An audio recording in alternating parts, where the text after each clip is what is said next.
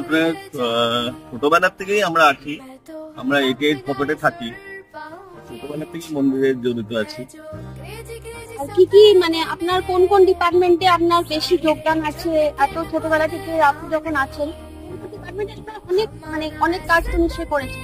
নিশ্চয়ই নিশ্চয়ই, কেন ছোটবেলার থেকে আছি, ছোটবেলার থেকে আমরা 88 পকেটে থাকি, বাড়ির পাশে মন্দির। ভলেন্টিয়ার হতাম সব ছোটবেলায়, ভলেন্টিয়ারের পরে যেমনি বড় হলাম, বড় হওয়ার পরে সিকিউরিটি ইনচার্জ হই, সিকিউরিটি ক্যাপচার করি আমরা।